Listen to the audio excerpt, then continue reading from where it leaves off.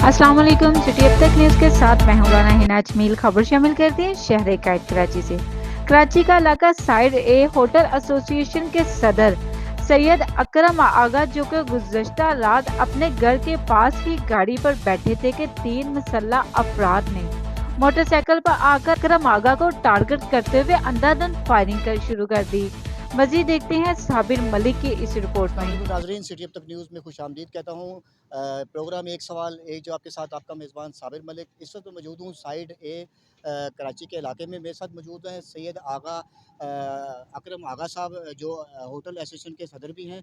रात एक कातलाना हमला इन पे हुआ जिन पे इन 3 से 4 जो हैं वो फायर किए गए। गाड़ी में ये मौजूद थे, गाड़ी के बाहर से निकल रहे थे कि इन पे फायरिंग की, जिनमें 3 मुल्ज़मान जो मोटरसाइकिल सवार थे वो जो जिनकी शनाख्त जो है तकरीबन इनको मालूम है। मज़ीद जो है मैं तफ़सीलात जानने की कोशिश करता हूँ। मेरे साथ मौजूद है जी आगा साहब, अस्सलाम वालेकुम। वालेकुम आप सलाम कैसे हैं? मतलब क्या थोड़ा हाल है? सा जी अल्लाह का शुक्र। आप बताइए क्या वाक़या हुआ, किस तरह हुआ, किसने फायर किए, थोड़ी तफ़सील बताइए। उसके बाद जैसे ही आपने थाने रुजू किया तो अब तक की क्या सूरत हाल है?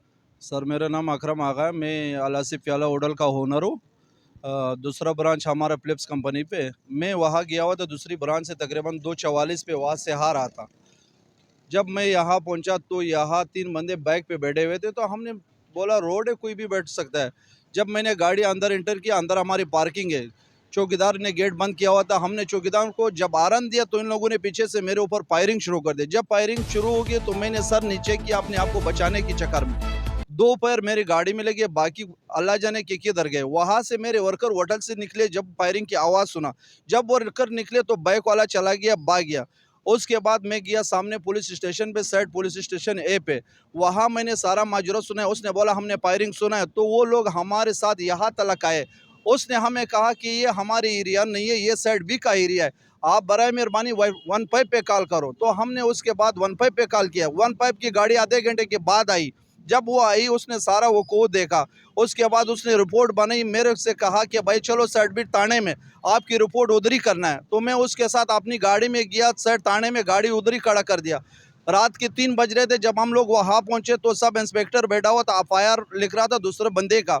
तो ये सारा माजरा 15 वाला ने उसको बताया, एप्लीकेशन लेके दे कि ये रिपोर्ट है, इस तरह वाक़या हुआ है। तो उसने बोला ठीक है हम आपकी एफआईआर करेंगे, थोड़ा सा टाइम लगेंगे, अगर आप सुबह आते हो तो सुबह कर ले। हमने बोला नहीं, भले टाइम लग जाए हमारे एफआईआर कर दो, हम घंटा भी वेट कर सकते हैं, 2 घंटे भी वेट कर सकते हैं। उसने बोला ठीक। हम बैठे बैठे तकरीबन 3 बजे गए हुए थे, अजान फजर की अजान शुरू हो गई।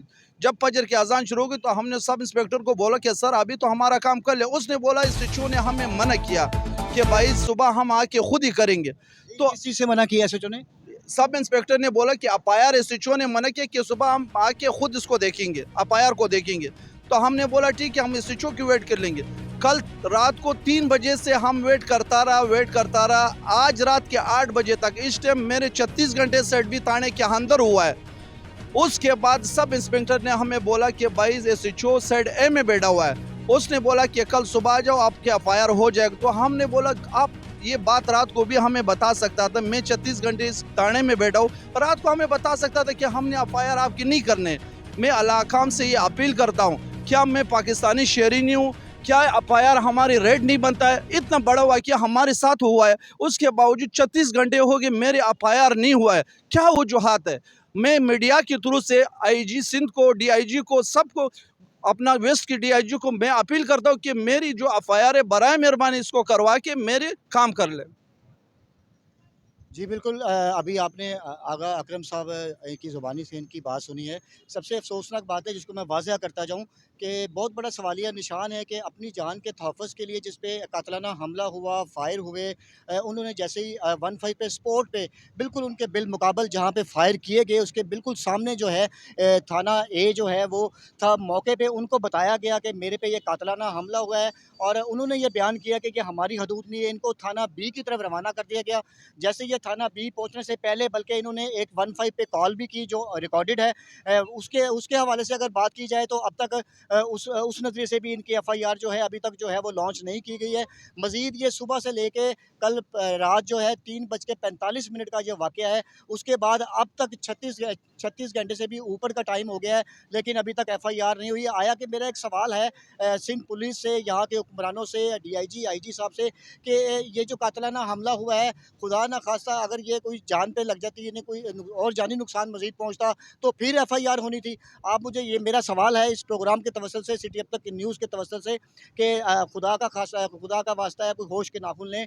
हमारी आपसे रिक्वेस्ट है कि जिसकी जान अल्लाह ने बचाई है, उसके मुहाफ़िज़ आप हैं। आपके पास कोई साइलिन आता है तो उसकी एफआईआर दर्ज की जाए और जो मुल्ज़मान थे उनके खिलाफ़ कानूनी कार्रवाई की जाए।